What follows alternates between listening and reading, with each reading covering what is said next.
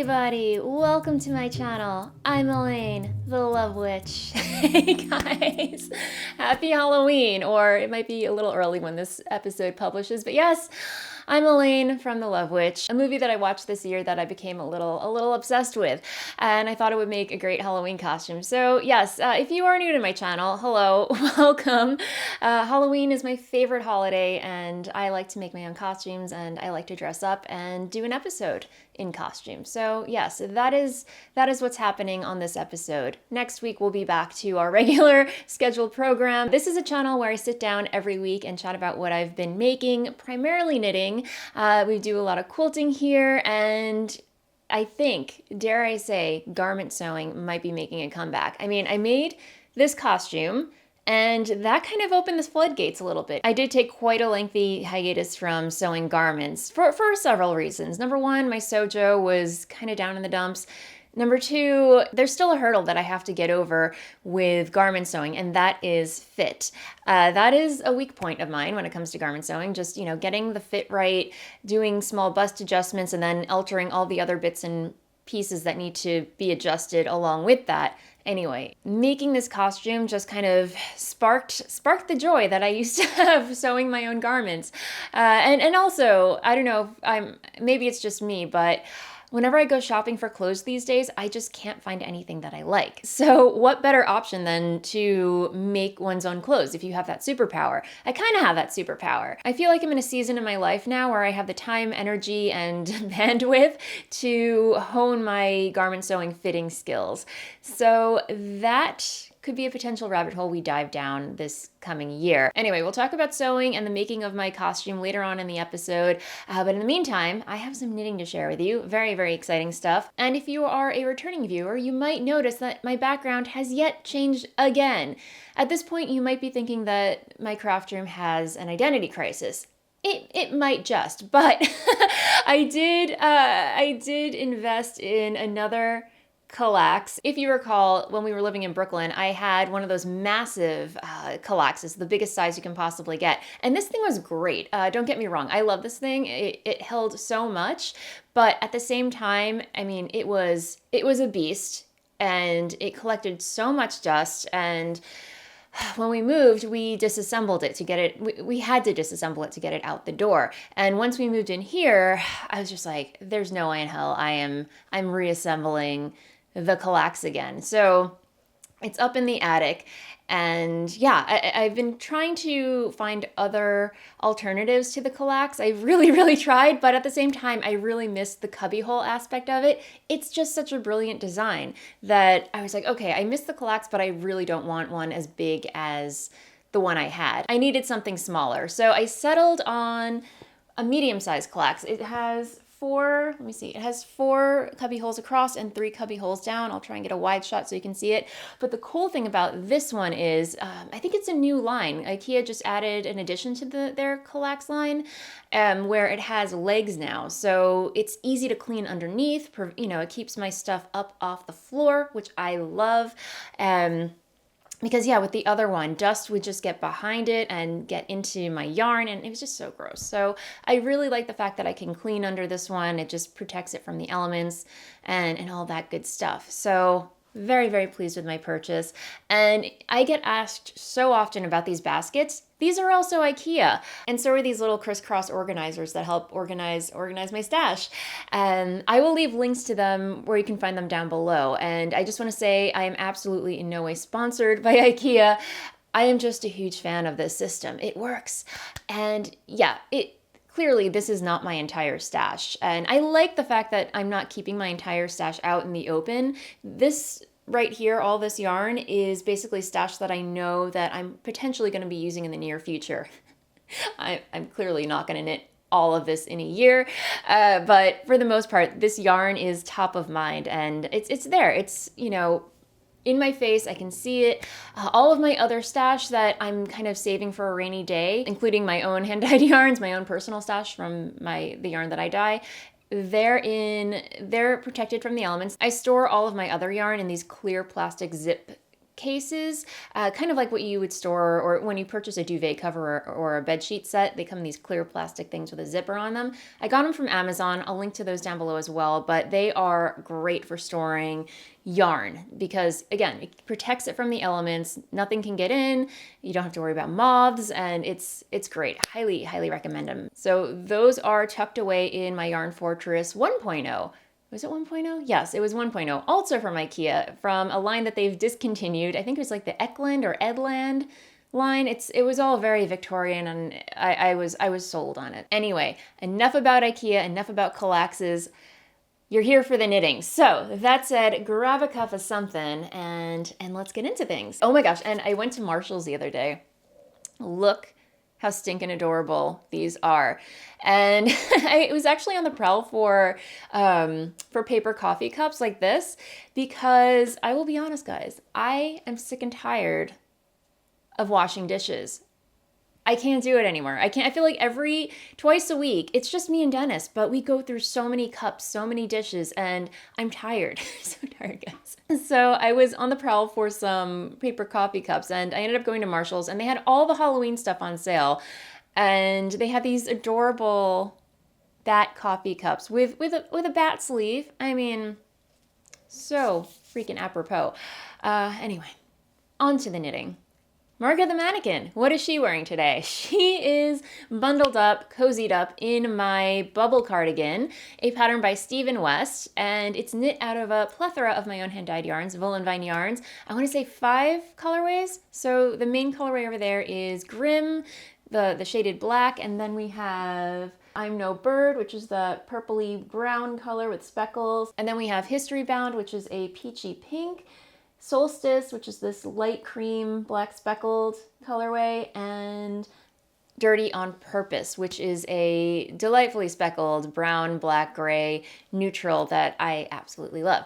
And this sweater, oh my gosh, guys, this helped me through one of my darkest times during the pandemic. I mean, I feel like I have a couple of projects that have kind of gotten me out of a knitting slump. Yeah, like during the height of the pandemic, as I'm sure many of you, like my knitting mojo just went down the tubes. I didn't want to work on anything, and it was the first project that I picked up that kind of just got me back in the mood to knit. And yeah, I feel like a lot of Stephen West's patterns do that for me. I mean, his what is it, the shawlography shawl. As much as I'm not into wearing that shawl, just the process of knitting it held my attention and got me through the whole process of Dennis and I looking for a house, going to open houses, and yeah, just, keeping me sane, keeping me grounded, if that makes any sense. And this pattern is no exception. Again, it was one of those meditative knits where, the stitch looks complicated, but it's really not. It's all just pure stockinette back and forth with one row where you're just slipping a stitch to create this interesting bubble texture in the cardigan. It's so incredibly oversized. It's just one of those cardigans that you want to just cuddle up in. So easily, as I say, with all of my makes, they're all my children. Easily one of my favorite makes. Highly recommend the pattern if you're looking for, again, an oversized, cozy cardigan to wear and just want to use up some stash. It's really, it's so fun, guys. I, have all good things to say. So yeah, that is what Marga the mannequin is wearing this week. Now on to a half-finished object that I'm sure you guys can guess what it is. Can you guess what it is? Oh, wait a second. Yeah, you ready? All right. My Nightingale pullover. It is so close to being done, my friends. I finished knitting all of the pieces. So we have, this is the back piece.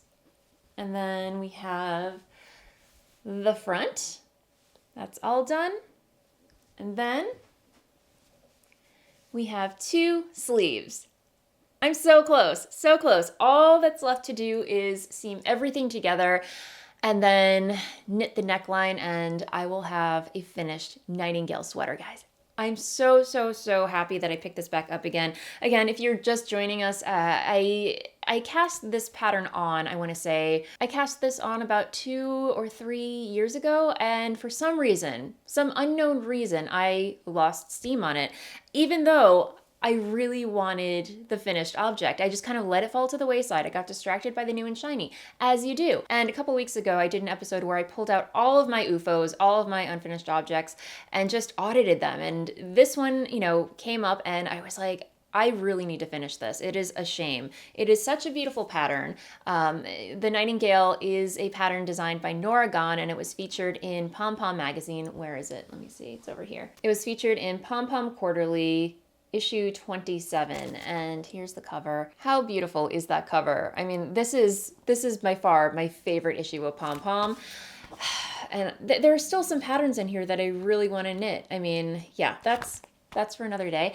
This was just set, like Norah Gaughan, she is a genius. She is the queen of cable designs, and I'm kind of excited to knit another one of her patterns just because they're so beautiful. I should also mention that I did block all of these pieces. I soaked them, I laid them out on my blocking mats. I didn't do any aggressive blocking. I really just wanted to smooth everything out before seaming things. Andrea from the Fruiting Knitting podcast, she knit one of these, and she has a really great tutorial on how she blocked it and seamed things together. I have to rewatch that actually. Hers came out absolutely beautiful, and it's what inspired me to actually cast this on. She blocked her version, so I kind of ripped a page out of her book and followed suit. But mainly I did this because I just wanted to smooth out my edges, and yeah, I don't know, it just seemed like the right course of action, if that makes any sense. So yay!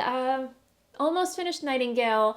I am, because you requested it, I am going to do a video showing you how I seam things together. So that is coming down the pipeline. And oh gosh, this wig, guys, it's a nightmare. It's a nightmare. Hair is just getting everywhere. Oh my gosh, sorry. And what was I saying? I'm going to do a tutorial on, well, not a tutorial, but just a demonstration of how I go about seaming my seams with sweaters knit in pieces. Words, Kristen, words. But you're also probably wondering about the yarn. The yarn is by Quince & Co. in their Lark base. It's 100% American wool in the Damson colorway. And yeah, it speaks to my soul on so many levels. And that, my friends, is all the knitting content that I have to share with you this week. That's the show. The end. I'm joking, guys. But once my Nightingale pullover is complete, I'm going to be focusing on finishing my Travel Mode 2.0 shawl, which I have right here. I honestly have not made any progress on it since I last showed it to you. And for one particular reason, I made a mistake.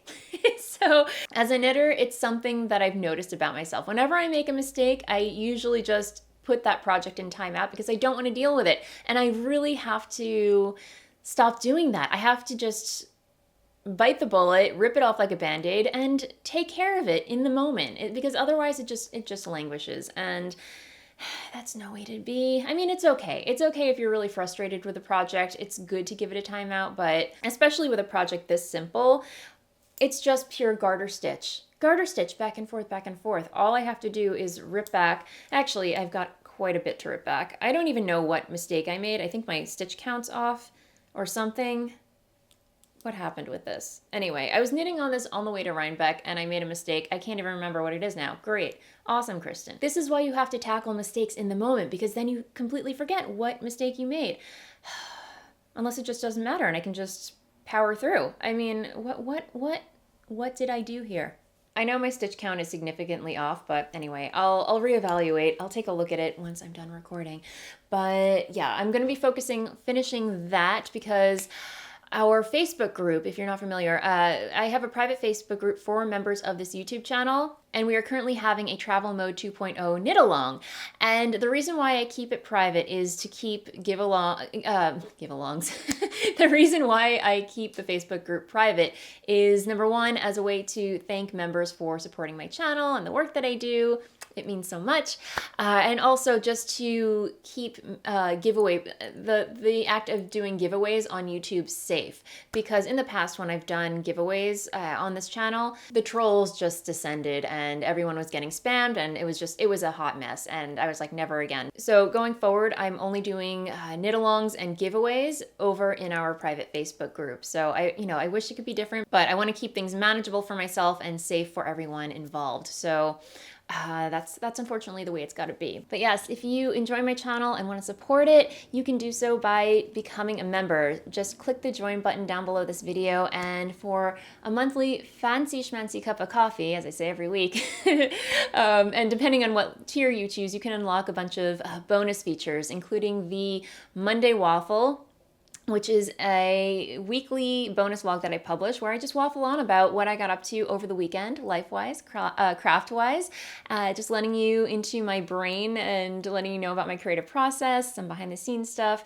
and of course, an invite to our private Facebook group. If you choose to become a member, thank you so much in advance. It does mean the world. Anyway, moving along, I think the only thing left to chat about is my Halloween costume. Yes. So, oh my goodness. After I got the idea in my head that this is what I wanted to go as for Halloween, I took to the internet, did a little research, and turns out that the director sewed a lot of the costumes in the film herself, which I thought was incredible. So she actually gave an interview where she talked about some of the patterns, and a lot of them were vintage. And for this costume in particular, she used a pattern by McCall's from it's McCall's 2049, and this was published in what year? 1969. So this is the exact pattern that she used, and it's a combination of this view and this view. So it's this dress, but with longer sleeves. And I think it came out really, really good. I actually tracked this down on eBay. Believe it or not, there were only 2 that I could find, and thankfully they were in my size. So this is a size 10, which has a 32.5-inch bust. And if you're not familiar with Big Five patterns, like from the 50s and 60s, they came in a lot of sizes, but it's not like today where you buy McCall's pattern or Big Five pattern and they give you multiple sizes within one pattern. You had to buy the sizes separately, and thankfully they had my size. That was lucky, and it was in excellent condition. So I purchased it off of eBay, and yeah, I will stand up so you can see what it looks like. I mean, clearly this is not my color. I rarely ever wear red. If I do, it's like a deep burgundy, a very dark deep burgundy. I will admit it's a little, I mean, I think it's supposed to be like this, honestly. It's supposed to be a little flowy and flouncy, but this is my favorite part here, this detail where all the fabric just comes together in the center. It's a very clever construction. I mean, I was sewing it and I was like, what are they having me do here? Like, what's happening? But at the end of the day, it was just so fun to put together. It was like a puzzle, and I had a lot of fun doing it. And the other cool thing is the sleeves have a dart in them, which I've never encountered sewing a pattern before. So that was a new to me thing. I don't know what it does exactly. I think it gives a little bend to the sleeves, but it's very roomy. I have lots of room to wiggle around in the sleeves, so that's good. Not sausage casing. The back looks like there are some darts over here and then some darts over here. The zipper, you know, it's not perfect. My stitching isn't the neatest, but you know what? At the end of the day, it's a Halloween costume and my first foray back into garment sewing since I took a break from it. I'm giving myself a little grace here.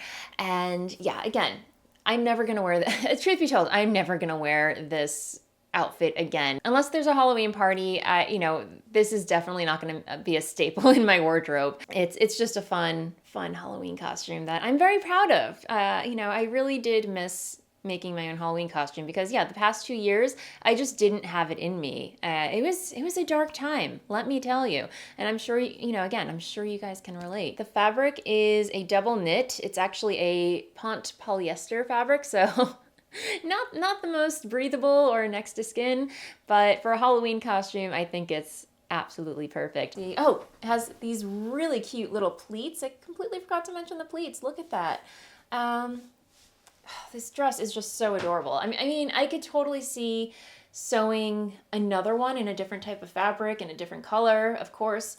And if I could change anything. I mean, the fit, I didn't do any fitting alterations. I didn't change the pattern at all. I just pulled it out of the packet and sewed it as is. I did make a muslin, or almost, and I was just working with this shirting fabric that really wasn't lending itself well to the pattern, because the pattern does call for this type of fabric, this double knit or something with a little weight to it.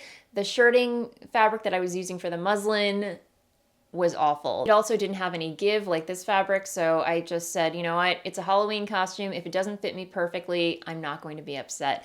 But thankfully, I think, you know, if anything, I may take it in a little at the sides, just because I feel like it's a little too billowy in the back. You know, there's a lot of fabric here, so I feel like it could just be cinched in just a little more.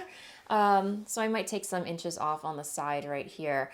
But other than that, I think, you know, the upper bust is what really matters. And 32.5 is just hits the nail on the head when it comes to fit for me. I don't have any gaping happening in, you know, the armpits right here. It all just falls very, very nicely. And yeah.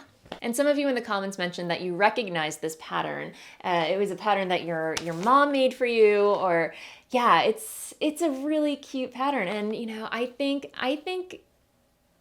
new life needs to be breathed into this pattern. I think McCall should give it an update, bring it back, and yeah, it's so fun and cute. I'm trying to think if there's anything else that I want to say about this costume other than I have nowhere to go. There's no Halloween party. Oh goodness, guys, why do I do this? Truth be told, guys, I do this for the fun of sewing, for the fun of it. I just enjoy the process of making costumes. I like sharing my process with you, and you know, I hope you enjoy it as well. So, yeah. Anyway, who knows? There might be a last minute party that we get invited to. There might be trick-or-treaters. We will get trick-or-treaters this week, so at least there's that. Although they might not understand what this is about. That's neither here nor there. Oh, goodness. Anyway, yeah, I think that's all I have to say about this costume. I will be posting a vlog for members. I will also be posting a vlog about the making of this costume to members. No matter what tier you are, you'll get access to the vlog. I still have to go through my footage and edit it. I have to edit this. So lots of work coming on the pipeline for me. But yes, I am planning to publish a video on how I made this, the process, and all that good stuff. So, you know, I hope you are looking forward to that. I have waffled on, I have rambled on for way too long.